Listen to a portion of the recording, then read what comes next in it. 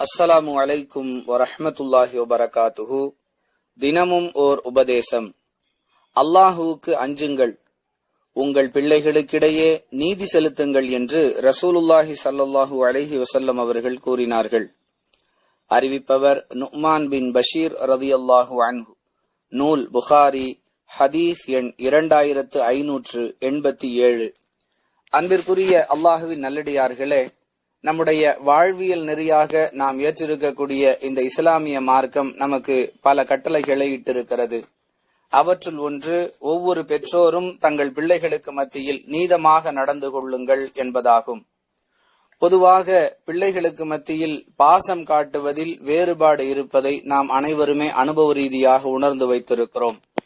அதை பொறுத்தவரை அது நம்முடைய கட்டுப்பாட்டில் இருக்கக்கூடிய ஓர் அம்சம் அல்ல.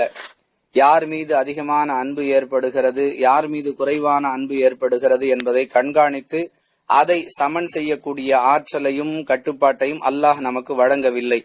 மாறாக அவர்களுக்கு ஆற்ற வேண்டிய கடமைகளில், அவர்களுக்கு செய்ய வேண்டிய செலவுகளில், அவர்களுக்கு வழங்க வேண்டிய அன்பளிப்புகள் போன்றவற்றில் நாம் சமமாக, அதாவது நீதமாக நடந்து கொள்ள வேண்டும் என்பதுதான் இந்த ஹதீஸின் மூலமாக நமக்கு வழங்கப்பட்டிருக்கக்கூடிய வழிகாட்டுதல்.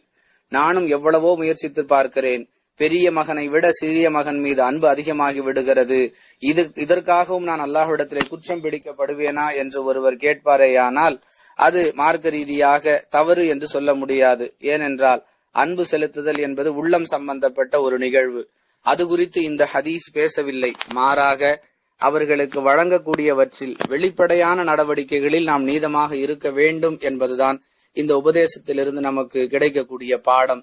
எனவே பிள்ளைகள் விஷயத்தில் நீதமாக நடந்து கொள்வதன் மூலமாக நாம் அல்லாஹுக்கு அஞ்சுகிறோம் என்பதை வெளிப்படுத்தக்கூடிய வாய்ப்பை தான் இந்த ஹதீஸ் நம்மிடத்தில் உருவாக்க வேண்டும் என்று எதிர்பார்க்கிறது.